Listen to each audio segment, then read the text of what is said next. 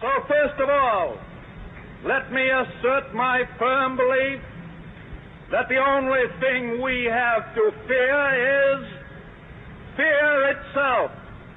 Nameless, unreasoning, unjustified terror, which paralyzes needed efforts to convert retreat into advance. Yesterday, December 7th, 1941,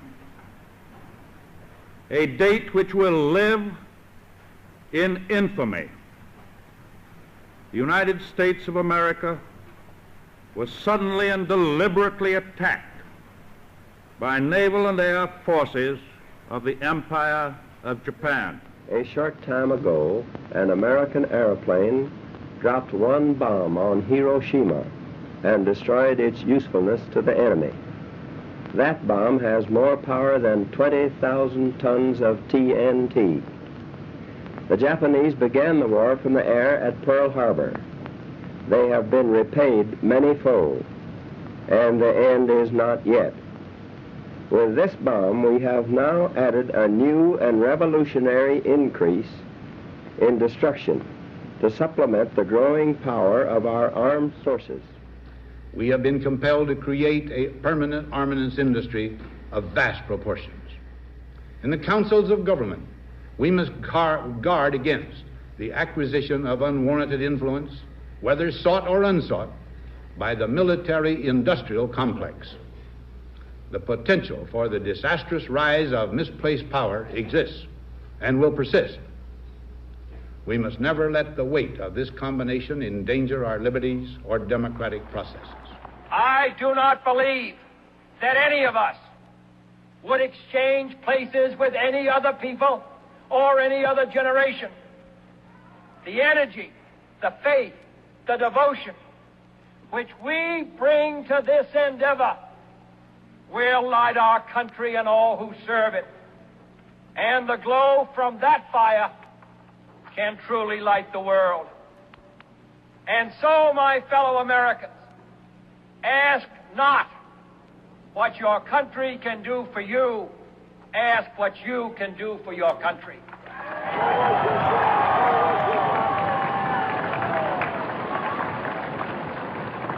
My fellow citizens of the world, ask not what America will do for you, but what together we can do for the freedom of man.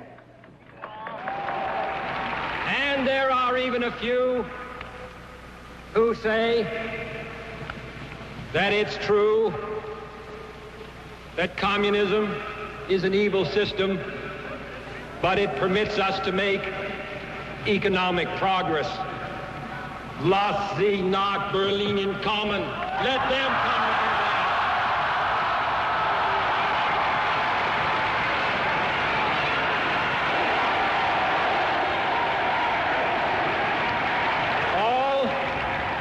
All free men, wherever they may live, are citizens of Berlin.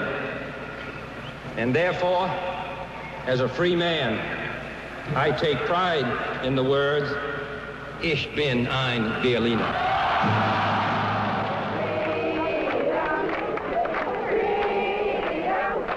I have a dream that my 4 little children will one day live in a nation where they will not be judged by the color of their skin, but by the content of their character. I have a dream today.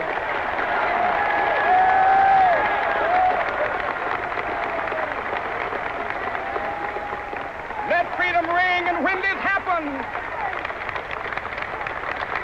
when we allow freedom to ring, when we let it ring from every village and every hamlet, from every state and every city, we will be able to speed up that day when all of God's children, black men and white men, Jews and Gentiles, Protestants and Catholics, will be able to join hands and sing in the words of the old Negro spiritual, free at last, free at last. Thank God Almighty, we are free at last. There is no constitutional issue here. The command of the Constitution is plain. There is no moral issue. It is wrong, deadly wrong, to deny any of your fellow Americans the right to vote in this country. To know war is to know that there is still madness in this world. There are poor to be lifted up, and there are cities to be built, and there's a world to be helped. Yet, we do what we must. I am hopeful, and I will try with best I can with everything I've got to end this battle and to return our sons to their desires. Yet, as long as others will challenge America's security and test the dearness of our beliefs with fire and steel, then we must stand or see the promise of 2 centuries crumble. All we say to America is be true to what you said on paper. But somewhere I read of the freedom of assembly. Somewhere I read of the freedom of speech. Somewhere I read of the freedom of press. Somewhere I read that the greatness of America is the right to protest far right. And so just as I say we aren't going to let any dogs or water hoses turn us around, we aren't going to let any injunction turn us around. Well, I don't know what will happen now. We've got some difficult days ahead. But it really doesnto matter with me now, because I've been to the mountaintop. I don't mind. Like anybody, I would like to live a long life. Longevity has its place. But I'm not concerned about that now. I just want to do God's will. And He's allowed me to go up to the mountain. And I've looked over and I've seen the promised land. I may not get there with you, but I want you to know tonight that we as a people will get to the promised land.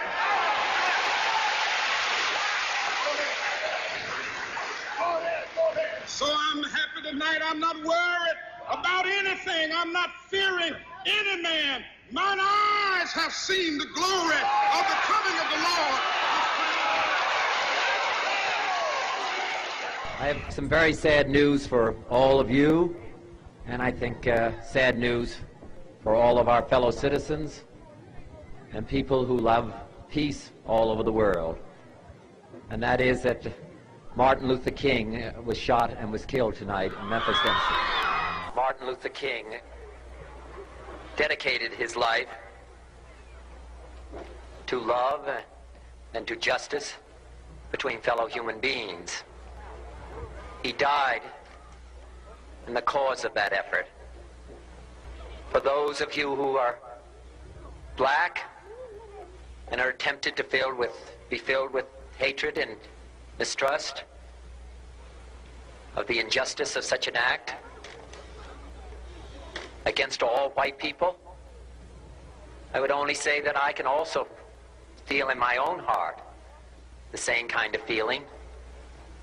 I had a member of my family killed, but he was killed by a white man. But we have to make an effort in the United States. We have to make an effort to understand, to get beyond or go beyond these rather difficult times. My favorite poem, my favorite poet was Aeschylus. And he once wrote,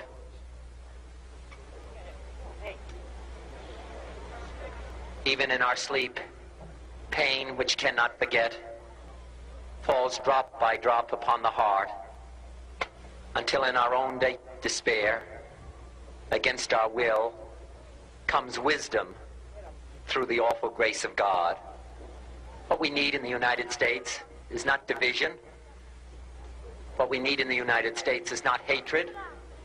What we need in the United States is not violence and lawlessness, but is love and wisdom and compassion toward one another, feeling of justice toward those who still suffer within our country, whether they be white or whether they be black.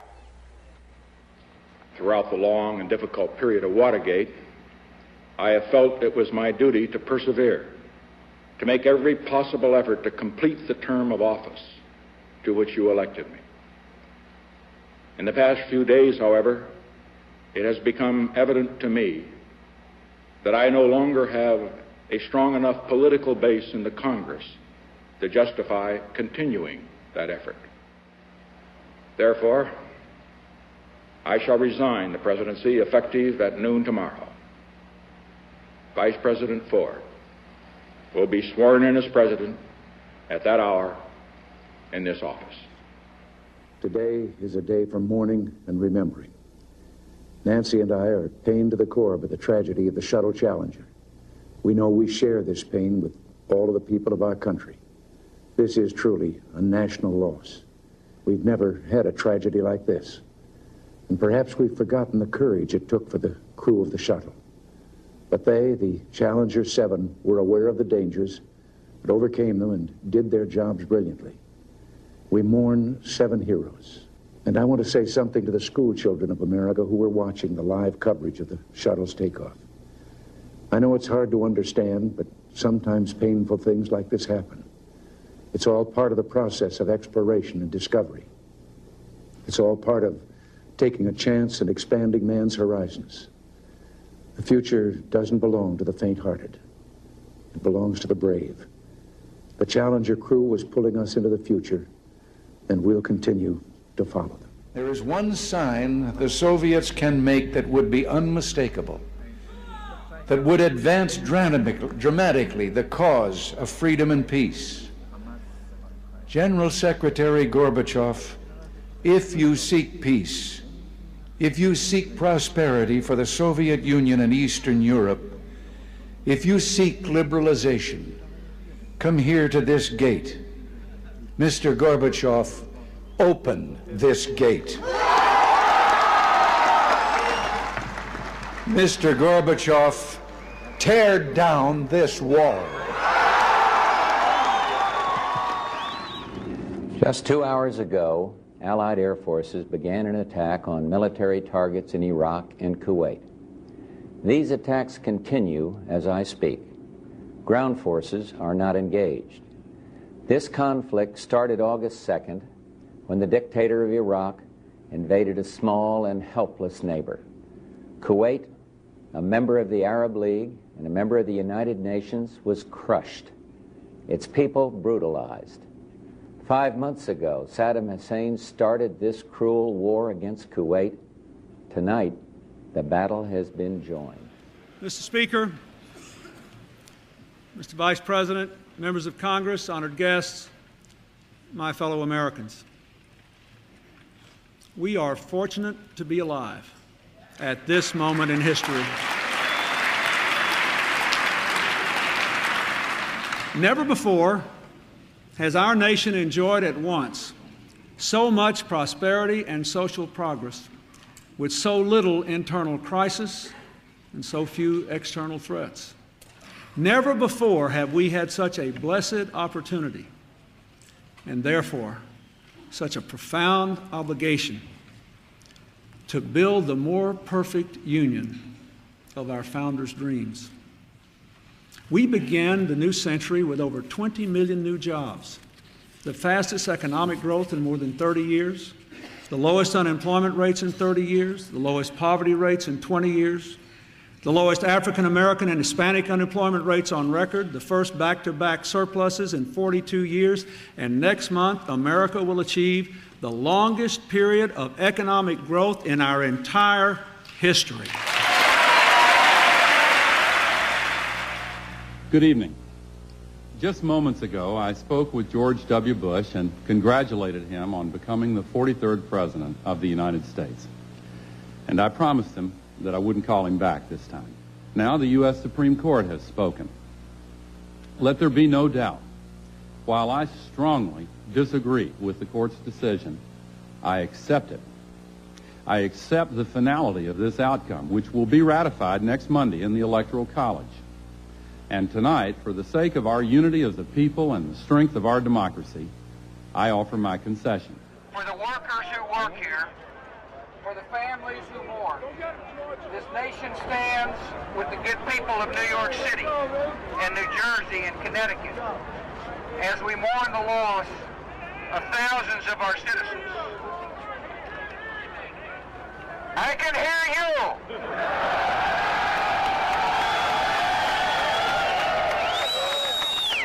I can hear you. The rest of the world hears you.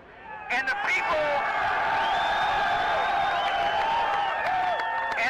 who knocked these buildings down will hear all of us soon.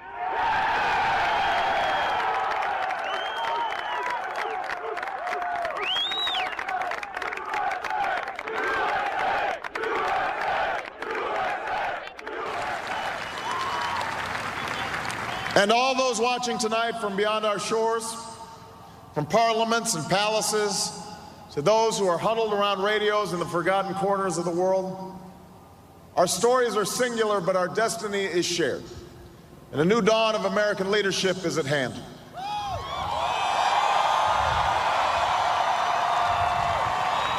To those who would tear the world down, we will defeat you. To those who seek peace and security, we support you. And to all those who have wondered if America's beacon still burns as bright, tonight we proved once more that the true strength of our nation comes not from the might of our arms or the scale of our wealth, but from the enduring power of our ideals: democracy, liberty, opportunity, and unyielding hope.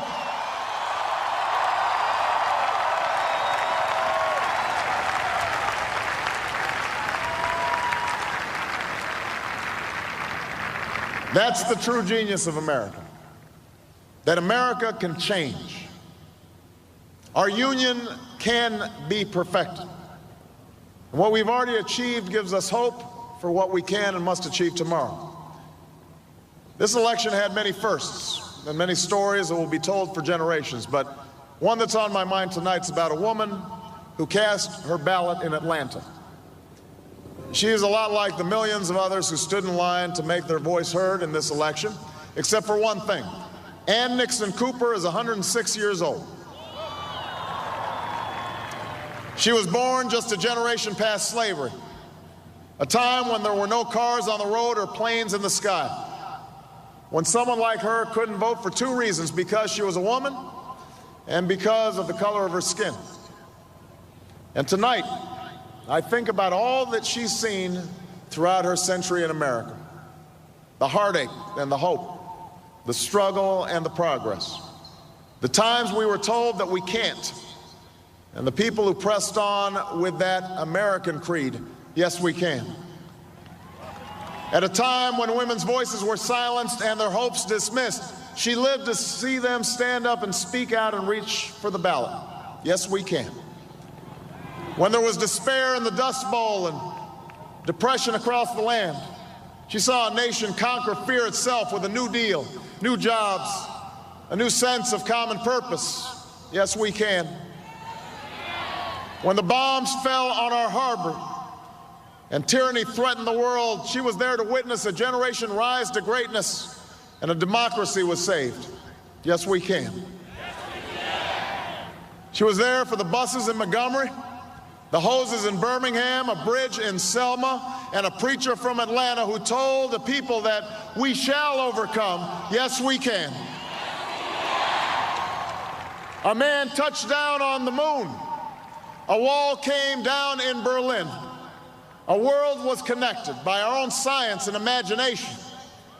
And this year, in this election, she touched her finger to a screen and cast her vote. Because after 106 years in America, through the best of times and the darkest of hours, she knows how America can change. Yes, we can. America, we have come so far. We have seen so much, but there's so much more to do. So tonight, let us ask ourselves, if our children should live to see the next century, if my daughters should be so lucky to live as long as Ann Nixon Cooper, what change will they see? What progress will we have made? This is our chance to answer that call. This is our moment. This is our time to put our people back to work and open doors of opportunity for our kids, to restore prosperity and promote the cause of peace, to reclaim the American dream and reaffirm that fundamental truth that out of many we are one, that while we breathe, we hope, and where we are met with cynicism and doubt and those who tell us that we can't, we will respond with that timeless creed that sums up the spirit of a people. Yes, we can. Thank you. God bless you, and may God bless the United States of America.